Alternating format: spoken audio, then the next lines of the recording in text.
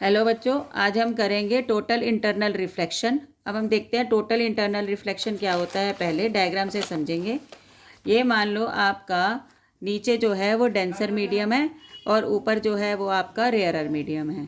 ये आपका denser medium है, मान लो ये आपका वाटर है और ऊपर आपकी क्या है, एयर है। मतलब वाटर हो गया डेंसर और एयर होगी रेयरर। आपने यहाँ पर एक ऑब्जेक्ट रखा है। ये ऑब्जेक्ट आपको लाइट दे रहा है। अगर लाइट वो सीधी दे रहा है तो उसके बिना रिफ्रैक्शन हुए बाहर चला जाएगा। और अगर ओब्लीक दे रहा है वो, और लाइट कहाँ से कहाँ पर जा रही है, डेंसर से रेयरर, और आपको ड्रॉ का रूल पता है, denser to rarer away from the normal. तो ये नॉर्मल से क्या हो जाएगा, अवे हो जाएगा। तो ये पहला एंगल हमने लेके देखा, जहाँ पर हमें बिल्कुल when light goes from denser to rarer medium it moves away from the normal. ये हमें दिख रहा है बिल्कुल सिंपल। तो हम क्या करते हैं, एंगल आई को थोड़ा सा बढ़ा लेते हैं और उसको क्या कर देते हैं, I1 कर देते हैं। तो हम यहाँ पर देखते हैं कि light is again going from denser to rarer and it will move away from the normal. अब हम थोड़ा सा अगर और बढ़ाते हैं तो क्या हम देखते हैं कि लाइट रिफ्रैक्ट हो तो रही है, लेकिन वो कितने डिग्री पर मुड़ जा रही है, 90 पर मुड़ जा रही है। तो ये हो गया हमारा। तो ये ऐसे एंगल ऑफ इंसिडेंस को हम स्पेशल नाम ले देते हैं कि जिस एंगल पर हमारी रे 90 पे मुड़ जाती है उस एंगल को हम बोल देते हैं क्रिटिकल एंगल। तो ये जो एंगल है हमारा, वो हमारा क्रिटिकल एंगल बन गया। आप ये ध्यान रखेंगे कि एंगल ऑफ इंसिडेंस को हम एंगल ऑफ क्रिटिकल बोलते हैं या क्रिटिकल एंगल बोलते हैं, जिस पे एंगल ऑफ रिफ्रैक्शन जो है वो 90 डिग्री हो जाता है।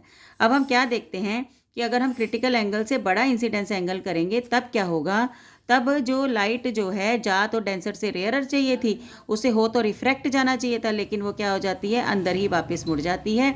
इसी को बोलते हैं हम टोटल इंटरनल रिफ्लेक्शन। तो अगर हमें टोटल इंटरनल रिफ्लेक्शन करवानी है, वापस मीडियम में नहीं जाने देना उसको, वापस अंदर मोड़ना है, उसकी TIR करानी है, तो हमें दो चीज़ों का ध्यान रखना पड़ेगा, दो कंडीशंस का, कि light should go from denser to rarer. Light हमेशा डेंसर से रेयरर जाए और angle of incidence should be greater than critical angle. क्योंकि क्रिटिकल एंगल से हमने नीचे देखा कि नॉर्मल रिफ्रैक्शन हो रही थी, और क्रिटिकल एंगल से जैसे बड़ा किया है हमने, TIR होनी शुरू हो गई, टोटल इंटरनल रिफ्लेक्शन शुरू हो गई। तो इसको हम बोलते हैं टोटल इंटरनल रिफ्लेक्शन। तो यहाँ तक तो रिफ्रैक्शन हुआ, ठीक है। एक पहली पोजीशन, दूसरी पोजीशन और तीसरी पोजीशन पे हमारा रिफ्रैक्शन हुआ। तो रिफ्रैक्शन जब हुआ तो हम स्नेल्स लॉ लगा सकते हैं। तो थर्ड वाली उस पर हम क्या लगाते हैं, रिफ्रैक्शन लगाते हैं, स्नेल्स लॉ। तो साइन ऑफ एंगल आई, जिसको मैंने क्रिटिकल एंगल, क्योंकि 90 डिग्री पर जब वो मुड़ा था तो उस एंगल ऑफ इंसिडेंस को मैंने क्रिटिकल एंगल मान लिया था, तो वो मेरा क्या हो गया, आई की जगह मैंने लिख दिया क्रिटिकल एंगल C। और एंगल ऑफ रिफ्रैक्शन कितना है, 90 डिग्री, तो मैंने रिफ्रैक्शन की जगह 90 लिख लिया, इज इक्वल टू म्यू, कहाँ से कहाँ पर जा रहा है, डेंसर से रेयरर लिख दो या 2 से 1 लिख दो, वो आपकी मर्जी है। मैंने डेंसर को यहाँ 2 मान लिया और रेयरर को मैंने क्या मान लिया, 1 मान लिया। अब आपने क्या किया, साइन 90 की वैल्यू डाली 1, तो साइन 91 हो गया।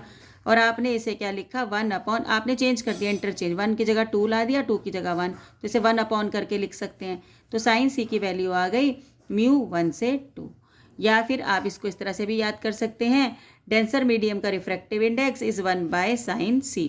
क्योंकि अगर आप इसके नीचे म्यू R भी लिखेंगे और R हमने एयर ले लेंगे तो that will be equal to 1। तो इस तरह से हम याद कर सकते हैं कि क्रिटिकल एंगल क्या होता है। तो ये हमारी TIR थी। अब एप्लीकेशन ऑफ TIR, अब हम एप्लीकेशन ऑफ TIR करेंगे। ऑप्टिकल फाइबर, ठीक है, ऑप्टिकल फाइबर जो होता है वो उसके अंदर 3 कोटिंग होती हैं। एक तो कोर होती है, कोर का रिफ्रैक्टिव इंडेक्स ज़्यादा होता है, सबसे ज़्यादा। और क्लैडिंग का, ये क्लैडिंग है, दूसरी लेयर को हम क्लैडिंग बोलते हैं, इसका रिफ्रैक्टिव इंडेक्स कम होता है। कोर का अगर रिफ्रैक्टिव इंडेक्स क्लैडिंग से ज़्यादा है, इसका मतलब जो है रिफ्रैक्टिव इंडेक्स से हमें ये पता लगता है कि कोर जो है वो डेंसर है और क्लैडिंग जो है वो क्या है, रेयरर है। कोर जो है वो डेंसर है और क्लैडिंग क्या है, रेयरर है।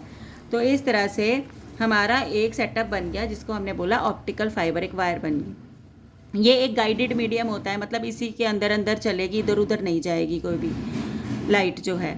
अब हम क्या करते हैं, हम ऑप्टिकल फाइबर में जिसके अंदर कोर लगा है, बाहर क्लैडिंग लगा है, मतलब अंदर डेंसर लगा है, बाहर रेयरर लगा है, और हम इसके अंदर लाइट डालते हैं, और मोर देन क्रिटिकल एंगल जब लाइट जाती है तो उसकी हो जाती है TIR। तो light is going from denser से रेयरर, अंदर डेंसर लगा दिया, बाहर रेयरर लगा दिया। फिर यहाँ से रिफ्लेक्ट होता है तो यहाँ चला जाता है, यहाँ से रिफ्लेक्ट होता है तो यहाँ, मल्टीपल टाइम्स इसकी TIR होती है, क्योंकि every time light is going from denser से रेयरर, और साथ में इसका एंगल क्रिटिकल एंगल से बड़ा है। तो जहाँ पर रिसीवर एंड पर पहुँचना होता है वहाँ लाइट पहुँच जाती है, लाइट का सिग्नल, और आपको जो है सिग्नल रिसीव हो जाता है। तो इस तरह से ऑप्टिकल फाइबर काम करता है। अब ऑप्टिकल फाइबर यूज़ कहाँ पर होता है वो भी हम अभी देख लेंगे। तो हमने क्या किया, कोर किया। कोर का रिफ्रैक्टिव इंडेक्स ज़्यादा, कोर के रिफ्रैक्टिव इंडेक्स ज़्यादा होने का मतलब वो डेंसर, क्लैडिंग का रिफ्रैक्टिव इंडेक्स कम, तो उसका मतलब वो रेयरर। और TIR के अंदर हमने कंडीशन पढ़ी थी light should go from denser से रेयरर, तो लाइट यहाँ पर डेंसर से रेयरर जाएगी, मोर देन क्रिटिकल एंगल जाएगी, तो उसका TIR हो जाएगा। और अगर उसका TIR हो जाएगा तो वो मल्टीपल